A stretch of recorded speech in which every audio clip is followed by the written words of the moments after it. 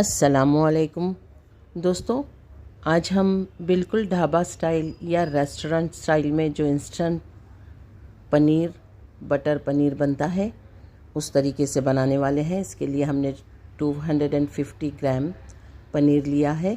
उस पर हम नमक छिड़क रहे हैं, काली मिर्च का पाउडर छिड़क रहे हैं और बहुत थोड़ी मिकदार में डाल रहे हैं हम दोनों चीज़ें।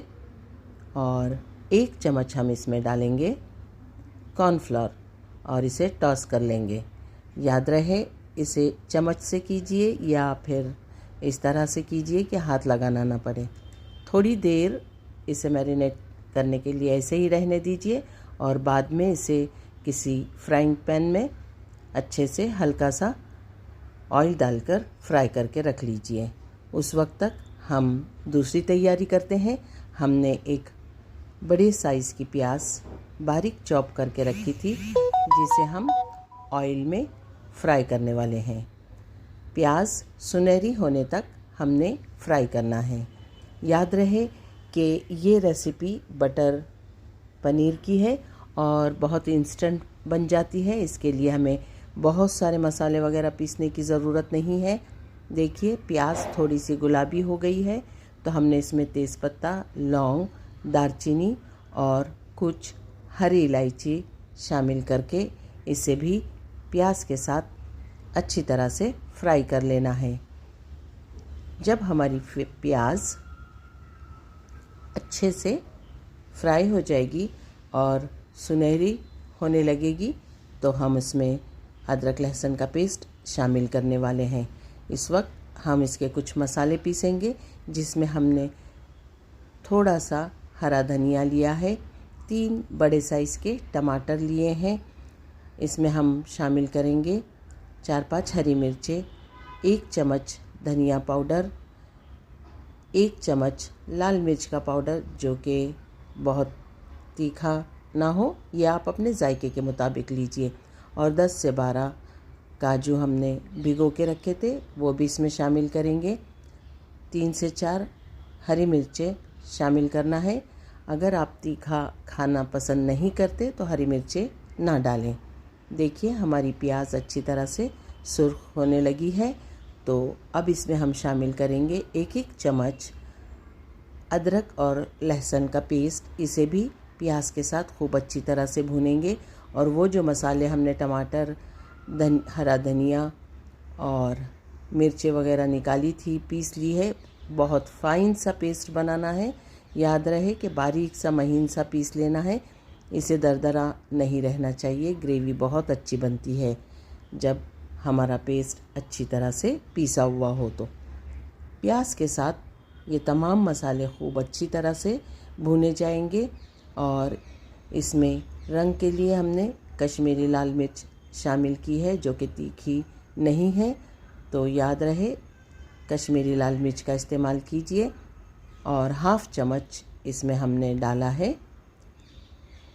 हल्दी का। आप नमक वगैरह भी इसी वक्त डालेंगे जो कि आप अपने जायके के मुताबिक शामिल करने वाले हैं। मसाले हमारे खूब अच्छी तरह से भुन रहे हैं। तो देखिए चूँकि हम बटर पनीर बना रहे हैं तो इसमें 2 क्यूब हम बटर के डालेंगे जो कि मसालों के साथ मिक्स होके अपनी बहुत ही प्यारी सी खुशबू इसमें शामिल कर देने वाले हैं और मसाले को बहुत लजीज और जायकेदार बना देंगे। बटर डालने के बाद आप चाहें तो घर में बना हुआ मक्खन भी इसमें शामिल कर सकते हैं और इसे मज़ेदार और जायकेदार बना सकते हैं। हमारा मसाला बहुत अच्छी तरह से भुन रहा है। अब हमने इसका नमक मिर्च टेस्ट कर लेना है। इसे अपने जायके के मुताबिक रखना है। कम से कम 4 से 5 मिनट ये धीमी आंच पर पकने के बाद अपना ऑयल इस तरह से रिलीज़ करेगा। तो घर की फ्रेश मलाई, या आपके पास फ्रेश मलाई नहीं हो तो इसमें कोई फ्रेश क्रीम भी इस्तेमाल कर सकते हैं। एक छोटी प्याली मलाई इसमें शामिल करना है खूब अच्छी तरह से फेंट कर। देखिए ग्रेवी का रंग कितना खूबसूरत और प्यारा सा हो जाता है। साथ ही ये इसके जायके में भी दम भर देता है।